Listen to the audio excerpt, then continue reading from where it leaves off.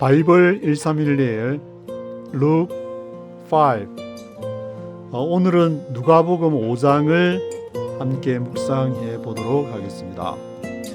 누가복음 5장에서는 제자들을 부르시고 병자들을 고치시고 그리고 마태를 부르는 그러한 내용들이 기록이 되어 있습니다. 제자를 부르시고 병자를 고치시고 마태를 부르시는 내용. 특별히 이제 제자를 부르시는 내용이 마태, 마가, 누가, 요한에서 강조점을 달리 하고 있습니다. 그래서 그 부분을 잠시 이렇게 살펴보게 되겠는데, 마태, 마가의 제자를 부르시는 것은 사역의 시작과 즉각적인 순종에다가 초점을 두고 있고, 누가복음은 기적과 회심을 통해서 오늘 이제 바로 그 베드로가 누가복음 1장 1절부터 11절까지 기록이 되어 있는데, 그 내용을 보시면은 이제 깊은 데로 가서 그물을 던져라 그랬더니 밤새도록 했지만은 고기를 못 잡았지만 많이 잡아가지고 주여 죄인을 떠나소서 뭐 그런 내용에 초점을 맞추는 것은, 다른 마태, 마가, 요한복음에서는 이 내용이 누가복음에만 기록이 되어 있기 때문에 이런 관점에서의 기적과 회심을 통한 소명의 재발견, 요한복음에서는 정은과 개인적 만남을 통한 관계의 형성. 그래서 요한복음을 보시면은 세례 요한이 증언을 하고 안드레와 또 다른 제자가 예수님을 따르고, 안드레가 그 형제 시몬을 또 데려와 가지고, 그래서 빌립과 나다나엘을 부르시는, 내가 봤다, 내가 증언자다, 내가 위트니스다, 이렇게 하는 그러한 내용이 기록이 되어 있고,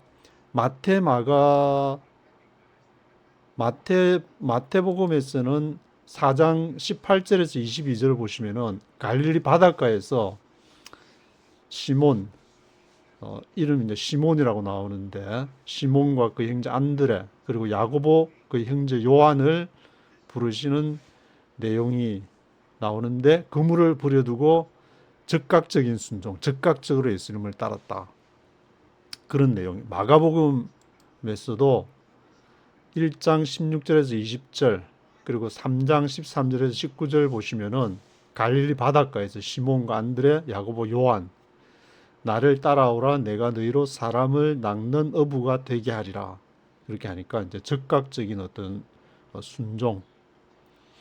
그리고 예수님이 12 제자를 세우시는 내용이 이제 마가복음하고 누가복음에서 나오는데, 마가복음에서는 여기 산에 올라가 12명의 제자들을 따로 세우셨다, 그렇게 나오고, 누가복음에서도 여기 이제 6장 12절에서 16절 보시면은 밤이 새도록 기도하신 후에, 주로 누가복음은 어떤 굉장히 좀 이렇게 주목할 만한 사건들, 그 깊은 데로 가서 그물을 던져라, 이렇게 기적 사건, 또 밤이 새도록 기도했다, 그런 어떤 주목할 만한, 그 후에 어떤 뭔가를 제자를 세우고 하는 인간적인 어떤 그 모습으로 볼 때 우리가 평이한 것보다는 무슨 큰 일을 이렇게 당하게 되거나, 저처럼 이제 워싱턴에 가서 맨땅에 헤딩을 하거나 그러면 정신이 번쩍 차려가지고 신앙생활하지. 안 그러면 평이하게, 이게 평범은 위대하다는 사실을 가만히 있으면은 못 깨다, 인간적인, 누가 선배님은 그걸 너무나도 잘 아시는 분이 돼가지고, 누가 선배님이 성경을 쓰신 걸 봐도 그냥 엄청난 수고를 해가지고 자기가 쫙 정리를 해야 이게 뭐가 복음인 것 같아, 막 그런 인간적인 어떤 그런, 그게 바로 인간의 모습이 아닐까.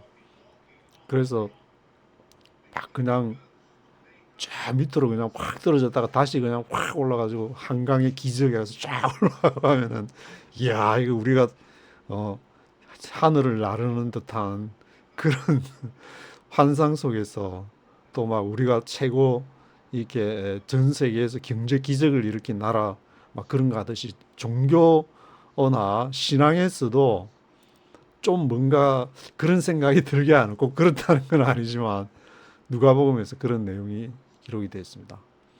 근데 이제 요한복음은 뭐 마테마가 누가 공간 복음이고, 요한복음은 맨 나중에 이제 한참 다 경험할 거 다 경험해 볼 거 다 해보고 다 하니까, 야, 결국에는 가장 중요한 거는 그 인간적인 네트워크를 통해서 전파되는 그 외에는 없다. 그래서 세례 요한의 증언을 듣고 안드레 또 다른 제자가 예수님을 따르고, 안드레가 그 형제 시몬을 데리고 오고, 또 빌립과 나다나엘을 부르시는 내용이 기록이 되어 있는, 이게 마태, 마가, 누가, 요한 제자를 부르시는 그 내용이 각각 다르게 되어 있습니다. 그래서 오늘은 한반도 프로젝트 1260, 250 4일째를 지나고 있는데, 한반도에도 하나님이 들어서시기 위해서 그냥 평이하게 이 증언을 통해서 요한복음처럼 그렇게 하면 좋겠지만, 누가복음처럼 이렇게 기적을 체험을 해야만이, 깊은 데로 가서 그물을 던져라 그래. 그물을 던져가지고 내가 다 해봤는데 안 된다. 말씀에 순종하니까 이렇게 되더라. 그런 그 체험을 통해서 인간들이 더 하나님을 열심히 찾게 되고 그런 것이 아닌가, 그런 생각도 좀 해보게 되고. 근데 가장 중요한 거는 평범한 나의 일상의 삶 속이 얼마나 큰 축복인지를 깨닫는, 제가 해보니까 이제 그런 걸 알게 된, 늦게나마 그래도 깨닫게 되니까, 그렇게 하고 나서는 하루하루 일상의 삶 속에서 얼마나 감사가 넘치게 되고 그런 삶을 살게 되는데, 인간이 그냥 그걸 깨닫기가, 뭐 애 키워보신 분 알겠지만 애들이 그렇게 해서 평범하게 그 밥 먹고 일상생활하고 잠자고 부모님의 보호 아래에서 따뜻한 보호 아래에서 그렇게 지내는 것이 얼마나 큰 행복인지 깨닫기까지 지가 집을 나가봐야 그렇게 알지. 집에서 늘 하면 늘 그렇게 있는 줄 알고 불평하고 하니까, 그냥 군대 같으면 막 엎드려 뻗쳐 그렇게 할 텐데 그렇게 하지도 못하고 애들한테. 하여튼 그런 마태, 마가, 누가, 요한복음이 제자들을 부르는 내용에 있어서 다 이렇게 따르게 하고, 기도 12명의 제자를 세울 때도 마가복음에서 산에 올라가서 제자를 세우지만 누가복음 밤새도록 기도했다. 그런 또 강조점을 조금 달리하는 내용을 볼 수가 있습니다. 그래서 NIV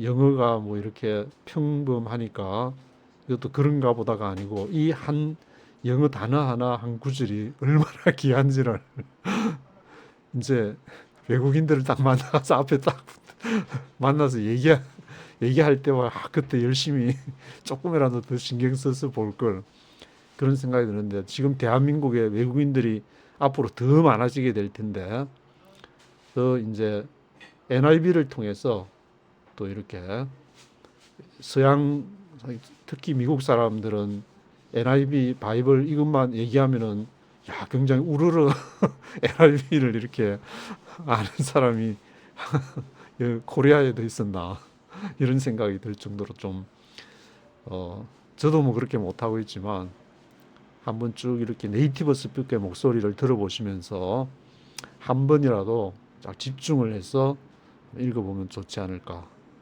한번 들어보시겠습니다. Chapter 5. One day, as Jesus was standing by the lake of Gennesaret, with the people crowding around him and listening to the word of God, he saw at the water's edge 2 boats left there by the fishermen who were washing their nets. He got into one of the boats, the one belonging to Simon, and asked him to put out a little from shore. Then he sat down and taught the people from the boat. When he had finished speaking, he said to Simon, "Put out into deep water, and let down the nets for a catch." Simon answered, "Master, we've worked hard all night and haven't caught anything. But because you say so, I will let down the nets." When they had done so, they caught such a large number of fish that their nets began to break. So they signaled their partners in the other boat to come and help them, and they came and filled both boats so full that they began to sink. When Simon Peter saw this, he fell at Jesus' knees and said, "Go away from me, Lord. I am a sinful man." For he and all his companions were astonished at the catch of fish they had taken, and so were James and John, the sons of Zebedee, Simon's partners. Then Jesus said to Simon, "Don't be afraid. From now on, you will catch men." So they pulled their boats up on shore, left everything, and followed him. While Jesus was in one of the towns, a man came along who was covered with leprosy.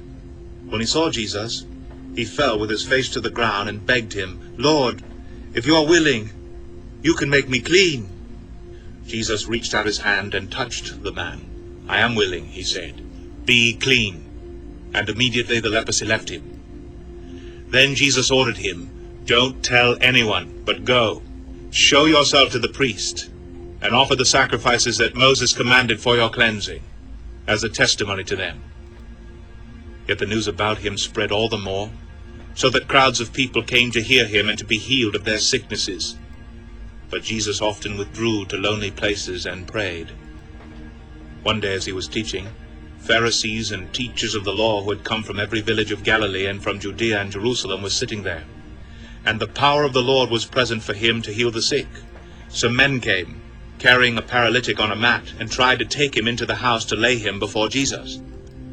When they could not find a way to do this because of the crowd, they went up on the roof and lowered him on his mat through the tiles into the middle of the crowd, right in front of Jesus. When Jesus saw their faith, he said, "Friend, your sins are forgiven." The Pharisees and the teachers of the law began thinking to themselves, "Who is this fellow who speaks blasphemy? Who can forgive sins but God alone?" Jesus knew what they were thinking and asked, "Why are you thinking these things in your hearts? Which is easier, to say, 'Your sins are forgiven,' or to say, 'Get up and walk'?